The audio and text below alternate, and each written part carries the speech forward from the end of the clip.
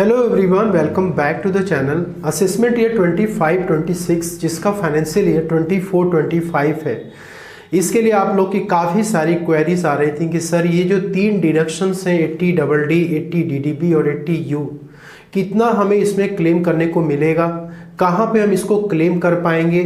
आप लोग ये भी क्वेरी कर रहे थे कि सर क्या हम इसे न्यू टैक्स रेजिम में भी क्लेम कर सकते हैं और इसको क्लेम करने के लिए क्या प्रोसेस हमें फॉलो करना पड़ेगा, कितना टैक्स हम इसमें बचा सकते हैं। सारी बातों के ऊपर आज के वीडियो में डिस्कस करने वाले हैं। सबसे पहले जो दो इंपॉर्टेंट सेक्शन है, देखिए 80DD और 80U, एक पर्सन जो कि डिसेबिलिटी का शिकार है उसके लिए डिडक्शंस यहाँ पे मिलता है आपको, और 80DDB जो होता है वो मेडिकल एक्सपेंडिचर के लिए आपको मिलता है। और यदि आप इन दोनों सेक्शन को क्लेम करने जा रहे हैं इनकम टैक्स रिटर्न में, तो आपके ऊपर असेसमेंट ईयर 25-26 के लिए ये स्लैब अप्लीकेबल होता है।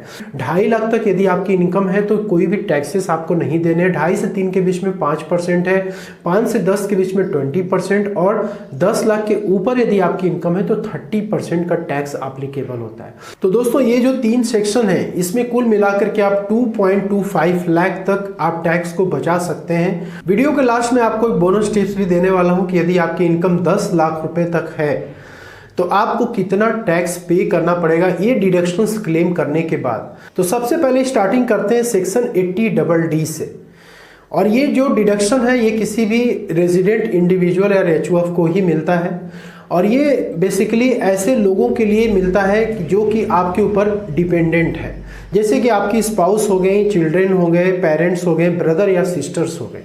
और ये लोग क्या है, डिसेबल्ड है या डिफरेंटली एबल्ड है, दोनों एक ही बात है। तो यहाँ पे देखिए डिसेबिलिटी को भी दो कैटेगरी में यहाँ पे बांटा गया है, क्योंकि जो भी डिडक्शन आपको 80DD में मिलेगा ये डिपेंड करेगा कि एक नॉर्मल डिसेबिलिटी है या फिर एक सीवियर डिसेबिलिटी है।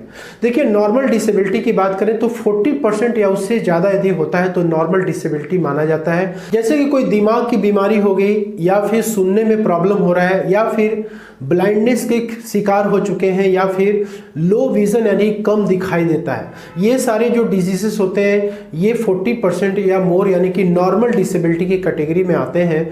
और सीवियर डिसेबिलिटी में यदि कोई पर्सन ऑटिज्म का शिकार हो चुका है, सेरेब्रल पाल्सी हो गया, मल्टीपल डिसेबिलिटी का शिकार हो चुका है, मतलब एक पर्सन खुद से अपना कोई काम नहीं कर सकता है, उसको प्रॉपर टेकिंग केयर की जरूरत है, तो दोस्तों ये सीवियर डिसेबिलिटी के केस में आता है। लेकिन ध्यान ये रखना है कि सेक्शन 80DD और सेक्शन 80U दोनों एक दूसरे से लिंक्ड है। तो कोई भी डिपेंडेंट यदि 80U में यदि बेनिफिट क्लेम कर रहा है तो उसको 80DD में आप उसकी बेनिफिट को क्लेम नहीं कर सकते। ठीक है, दोनों में से आपको कोई एक ही बेनिफिट मिलेगी, क्योंकि 80U का जो सेक्शन है वो सेल्फ के लिए होता है, मतलब यदि कोई पर्सन खुद ही डिसेबल्ड है तो 80U में बेनिफिट क्लेम कर सकता है। अब वो पर्सन मान लीजिए किसी दूसरे के ऊपर डिपेंडेंट है, तो ऐसे केस में यदि वो 80U में अपनी बेनिफिट ले रहा है तो फिर वो जो दूसरा वाला पर्सन है वो अपने ITR में 80DD का बेनिफिट नहीं ले पाएगा। सेक्शन 80DD में नॉर्मली जो मेडिकल एक्सपेंसेस होते हैं उसके लिए आपको डिडक्शंस मिलते हैं। ठीक है, मेडिकल एक्सपेंसेस हो गया, नर्सिंग हो गया, क्योंकि नॉर्मली यदि कोई पर्सन सीवियर डिसेबिलिटी का शिकार है तो उसको एक प्रॉपर नर्सिंग केयर भी जरूरी होती है। ठीक है, या तो घर पे आदमी देख सकते हैं, हॉस्पिटल्स वगैरह में भी नर्सिंग केयर की जरूरत पड़ती है, उस पर जो खर्च आ रहा है, ट्रेनिंग वगैरह हो गया, रिहेबिलिटेशन हो गया, इस प्रकार के जो भी खर्चे आपके हो रहे हैं उसके लिए सेक्शन 80DD में आपको डिडक्शन मिलता है। तो यहाँ पे देखिए कोई भी बिल या रिसीट की जरूरत यहाँ पे नहीं पड़ती इस डिडक्शन को क्लेम करने के लिए। ठीक है, केवल आपका सेल्फ डिक्लेरेशन ही जरूरी होता है। इनकम टैक्स रिटर्न फाइल करने से पहले आपको सेल्फ डिक्लेरेशन देनी पड़ती है कि आपने इस पर्सन के लिए आपने कितना खर्च किया है पूरे एक साल में। अब कितना डिडक्शन आप क्लेम कर सकते हैं, तो देखिए यदि डिसेबिलिटी 40 से लेके 80% के बीच में यदि है उस पर्सन का, तो उस केस में 75,000 तक का आप डिडक्शन अपने इनकम टैक्स रिटर्न में ले सकते हैं।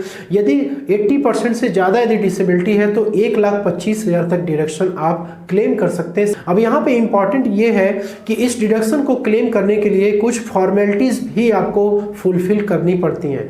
क्या डॉक्यूमेंट्स आपको रिक्वायर्ड होते हैं? सबसे पहले तो ये होता है कि वो पर्सन नॉर्मल डिसेबिलिटी का शिकार है या सीवियर डिसेबिलिटी का शिकार है, इसके लिए मेडिकल सर्टिफिकेट रिक्वायर्ड होती है। मतलब जिस डॉक्टर के अंडर में आप ट्रीटमेंट करा रहे हैं अपने डिपेंडेंट का, वो डॉक्टर ही आपको ये सर्टिफिकेट देगा, ठीक है। और ये सर्टिफिकेट आपको फॉर्म 10IA में मिलता है, साथ में आपको फॉर्म 10IA ऑनलाइन भी फिलफिल करना पड़ता है।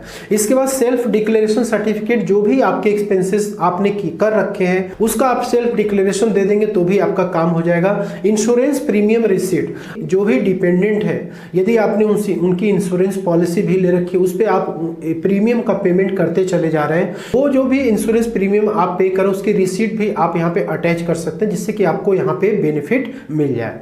इसके बाद नेक्स्ट सेक्शन है दोस्तों 80 DDB का। सेक्शन 80 DDB में कोई भी डिडक्शन यदि आप क्लेम कर रहे हैं तो मेक श्योर करिए कि आपके पास उस एक्सपेंसेस का प्रूफ आपके पास जरूर हो।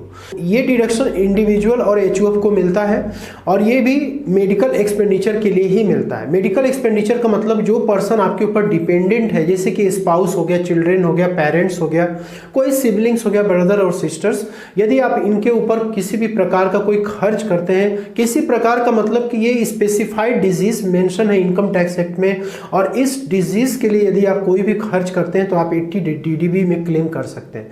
यदि इसमें से कोई भी पर्सन न्यूरोलॉजिकल कंडीशन का शिकार है, यानी कि दिमाग की बीमारी से वो जूझ रहा है, उसका इलाज करा रहे हैं, किडनी से रिलेटेड प्रॉब्लम है, कैंसर उसको हो चुका है, ठीक है, हेमाटोलॉजी, इम्यूनोलॉजी, ऐसे बहुत सारे डिजीज हैं जो कि स्पेसिफाइड डिजीज की कैटेगरी में आते हैं, और आप यदि डिपेंडेंट का आप इलाज करा रहे हैं तो आप सेक्शन 80 DDB में क्लेम कर सकते हैं।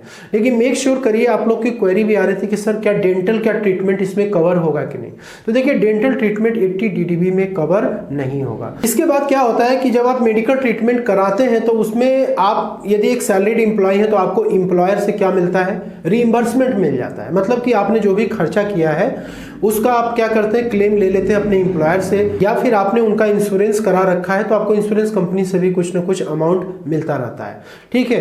तो ऐसे केस में आपको जो भी अमाउंट मिल रखे हैं, जो भी एक्सपेंसेस आपके हुए हैं उसको, उसमें से आप ये जो आपको रीइंबर्समेंट अमाउंट हुआ है उसको आपको माइनस करना पड़ेगा। जैसे मान लीजिए कि आपका टोटल एक्सपेंसेस हुआ 2,50,000 रुपए एक साल में, और आपको इंश्योरेंस कंपनी या एम्प्लॉयर से इसमें 75,000 रुपए आपको वापस मिल गया, ठीक है। कहीं कहीं एम्प्लॉयर जो है होते हैं वो फुल आपको रिइंबर्समेंट कर देते हैं। तो जो भी केसेस आपके साथ हो उसके अकॉर्डिंग आपको ये एक्सपेंसेस में से माइनस करना पड़ेगा। दोस्तों यहाँ पे ये है कि 80 DDB के लिए मेडिकल सर्टिफिकेट की भी जरूरत पड़ती है। तो यदि कोई व्यक्ति दिमाग की बीमारी से पीड़ित है तो न्यूरोलॉजिस्ट से आपको मेडिकल सर्टिफिकेट मिल जाती है। कैंसर से पीड़ित है तो ऑन्कोलॉजिस्ट हो गया, किडनी की बीमारी है यूरोलॉजिस्ट हो, हेमाटोलॉजिस्ट, इम्यूनोलॉजिस्ट, जितने भी जहां से भी ट्रीटमेंट आप करा रहे हैं, जो भी पर्सन ट्रीटमेंट कर रहा है उससे आपको सर्टिफिकेट जरूर ले लेना है, ठीक है। ये आपके प्रूफ की तरह काम करेगा। डिडक्शन की बात करें तो एक नॉर्मल सिटीजन यदि है जिसकी एज 60 ईयर्स के नीचे है तो उस केस में आप 40,000 या फिर जो एक्सपेंसेस आपने किया है दोनों में से जो कम होगा वो आप 80 DDB में क्लेम ले सकते हैं। सीनियर सिटीजन और सुपर सीनियर सिटीजन के केस में, तो ऐसे केस में आप मैक्सिमम 1 लाख या जो एक्सपेंसेस आपने इनके ऊपर किया दोनों में से जो कम होगा आप इसमें डिडक्शन क्लेम कर सकते हैं। दोस्तों सबसे लास्ट में सेक्शन 80U। 80U जो होता है वो एक रेजिडेंट इंडिविजुअल अपने खुद के लिए क्लेम कर सकता है। 80U का भी डिडक्शन नॉर्मल डिसेबिलिटी के केस में, जैसे mental illness, hearing impairment, blindness और लो विजन, यानी 40% यदि ज़्यादा है तो नॉर्मल डिसेबिलिटी में माना जाएगा। यदि 80% है उससे ज़्यादा है, ये जो डिजीज़ है ऑटिज्म, सेरेब्रल पॉल्सी है, मल्टीपल डिसेबिलिटी, इसमें यदि आते हैं तो सीवियर डिसेबिलिटी के शिकार माने जाएंगे। अब ऐसे केस में क्या होगा कि यहाँ पर भी जो भी मेडिकल एक्सपेंडिचर आपके ऊपर हो रखे हैं उसका आप यहाँ पे क्लेम कर सकते हैं। यहाँ भी आपको कोई भी प्रूफ की जरूरत नहीं पड़ती, सिर्फ सेल्फ डिक्लेरेशन ही इंपॉर्टेंट होता है मेडिकल एक्सपेंसेस के लिए कि इतना डिडक्शन क्लेम कर सकते हैं। तो जैसे आप 80 DDB में यदि आपकी डिसेबिलिटी 40 to 80% है तो 75,000 तक क्लेम ले सकते हैं। डिसेबिलिटी यदि 80% से ज़्यादा है तो 1,25,000 तक का यहाँ पे बेनिफिट आप क्लेम कर सकते हैं। अब यहाँ पे देखिए डॉक्यूमेंट्स क्या रिक्वायर्ड होते हैं सेक्शन 80U के लिए। तो एक तो हो गया कि मेडिकल सर्टिफिकेट डिसेबिलिटी का रिसीव करना है, किससे रिसीव करना है, जहां पर कि आप ट्रीटमेंट करा रहे हैं। जैसे कोई न्यूरोलॉजिस्ट हो गया, कोई सिविल सर्जन हो गया गवर्नमेंट हॉस्पिटल का, कोई सीएमओ हो गया गवर्नमेंट हॉस्पिटल का, कोई पीडियाट्रिक न्यूरोलॉजिस्ट हो गया डिग्री जिसके पास एमडी की डिग्री हो, ठीक है। डिसेबल्ड चिल्ड्रन, यदि कोई बच्चा है डिसेबल्ड है तो उस केस में पीडियाट्रिक न्यूरोलॉजिस्ट के पास एमडी की डिग्री हो, वहां से आप मेडिकल सर्टिफिकेट को ले सकते हैं। और फॉर्म 10IA भी आपको फुलफिल करना पड़ेगा। अब देखिए फॉर्म 10IA का फॉर्मेट कुछ इस तरीके से होता है, इसमें सारी डिटेल्स को आप फिलअप कर दें या फिर आप इस फॉर्म को लेके जाएंगे जहां से भी ट्रीटमेंट आप करा रहे हैं, वो इसको फिलअप करेंगे और अपना यहाँ पे सिग्नेचर वगैरह कर देंगे। जो भी हॉस्पिटल का नेम है यहाँ मेंशन हो जाएगा, क्वालिफिकेशन क्या है वो यहाँ पे मेंशन करेंगे, ठीक है। तो ये जो फॉर्म है ये आपको ऑनलाइन भी फिलअप करना है। ये तो हो गया कि आप ऑफलाइन इसका प्रिंट आउट निकाल के प्रॉपर फिलअप करके आप अपने पास ऑथोराइज करा करके अपने पास रख लीजिए। जब आप फॉर्म 10IA ऑनलाइन फाइल करेंगे तो उस टाइम पे आप अटैच कर सकते हैं इसको, ठीक है। तो प्रॉपर मोहर वगैरह आप चाहें तो यहाँ पे लगवा सकते हैं, ठीक है। तो दोस्तों ये सर्टिफिकेट काफी इंपॉर्टेंट होता है सेक्शन 80DD और 80U के लिए। तो दोस्तों ये तीनों डिडक्शंस आप सिर्फ और सिर्फ ओल्ड टैक्स रिजीम में ही क्लेम कर सकते हैं। मतलब यदि आप अपनी इनकम टैक्स रिटर्न को ओल्ड टैक्स रिजीम में फाइल करेंगे तो वहां पर आप 80DD, 80U और 80DDB का क्लेम ले सकते हैं। लेकिन न्यू टैक्स रिजीम में आपको इसकी बेनिफिट नहीं मिलेगी क्योंकि वहां पर सारे के सारे डिडक्शंस को खत्म कर दिया गया। अब यहाँ पे जो बोनस टिप्स की मैं बात कर रहा था कि यदि आपकी इनकम 10 लाख रुपए तक है, आपने देखा कि 80DD है या फिर 80DDB हो गया या 80E हो गया, इसमें कितने सारे आपको कंप्लायंस झेलने पड़ रहे हैं।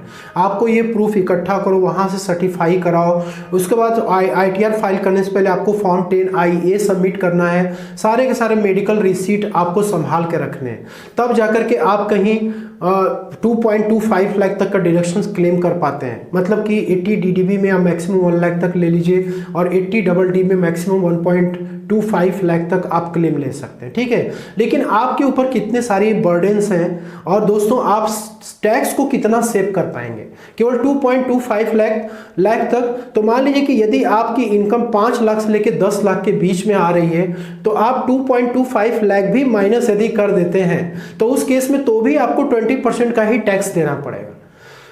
तो दोस्तों ये सबसे बचने के लिए सबसे बेस्ट तरीका ये है कि आप अपनी इनकम टैक्स रिटर्न को न्यू टैक्स रिजीम में फाइल करें यदि आपका 10 लाख तक इनकम है तो, क्योंकि आपको यहाँ पे 7 लाख से लेकर 10 लाख तक के बीच में, ठीक है, आपको कोई डिडक्शन तो नहीं मिल रहा है, लेकिन दोस्तों यहाँ पे टैक्स रेट 10% का एप्लीकेबल है। बात समझ रहे कि नहीं? तो आपको 20% का रेट नहीं देना, 10% का टैक्स आप देंगे तो आप ज्यादा यहाँ पे टैक्स की सेविंग कर पाएंगे। तो आशा करता हूँ कि आपके सवालों का जवाब मिल गया होगा। वीडियो अच्छी लगे लाइक शेयर जरूर करिएगा। मिलते हैं नेक्स्ट वीडियो में। Thank you so much for watching.